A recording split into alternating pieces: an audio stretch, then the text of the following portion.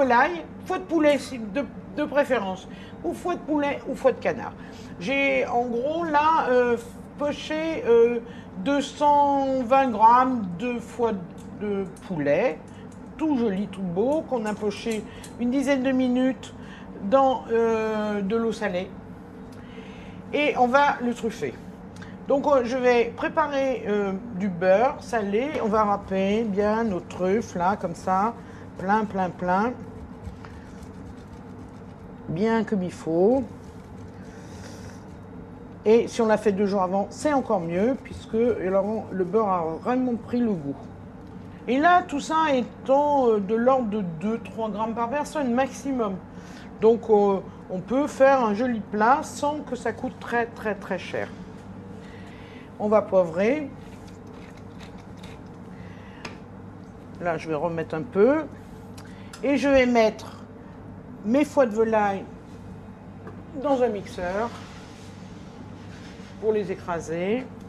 Et là, j'ai mis un quart de beurre pour la quantité de foie. Autrement dit, j'ai mis 50 à 60 grammes là par rapport à notre quantité de foie. Voilà. Alors là, ils sont bien froids. On aurait pu les faire tièdes, mais c'est mieux quand c'est froid parce que ça évite que le beurre fonde tout de suite. Et on aura quelque chose de magnifique. Alors, on a mis tous nos ingrédients, on fait tourner. Oui, quand ça marche, quand ça veut fonctionner bien. Alors, on va voir. Ah, génial! Magnifique! Ça sent bon! Magnifique, magnifique!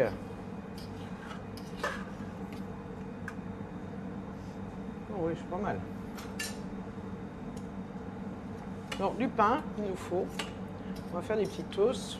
3-4 gouttes de cognac. Si vous n'avez pas de cognac, mettez du Calva, c'est très bien. Ou de l'Armagnac. Les 3 vont.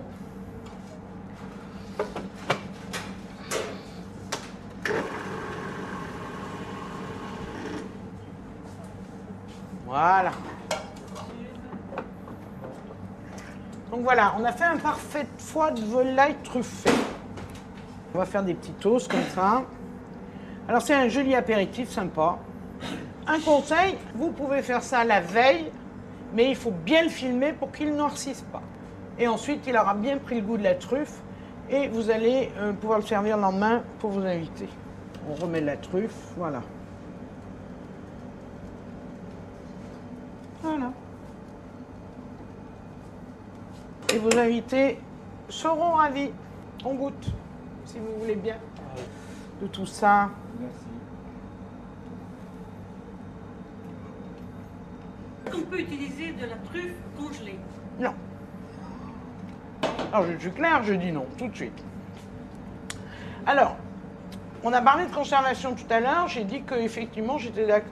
La truffe congelée, évidemment, une très bonne façon. Ça se conserve extrêmement bien, la truffe à la congélation.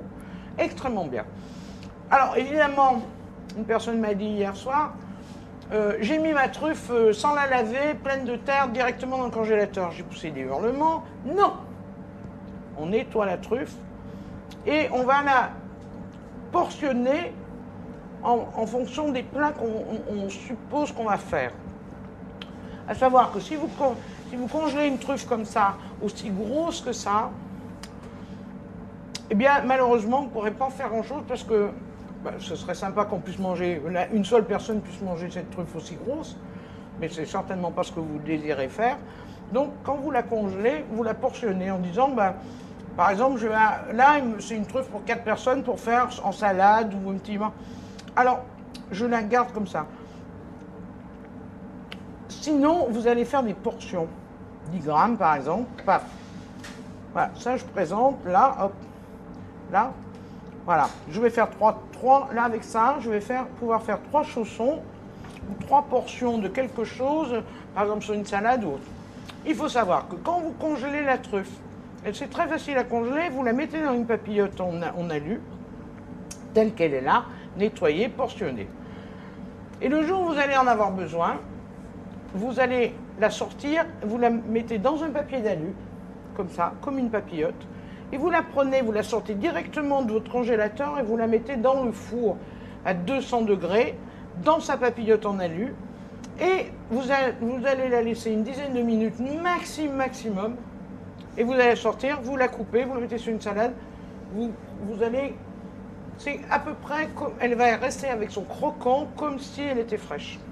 Si vous la laissez décongeler à l'air libre, elle fait éponge, elle est pleine d'eau, et elle va devenir toute molle, visqueuse, enfin bon, flasque, tout, elle n'aura plus le croquant.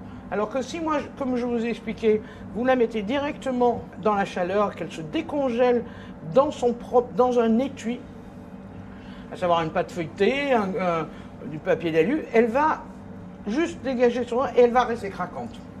À l'air libre, elle devient toute molle.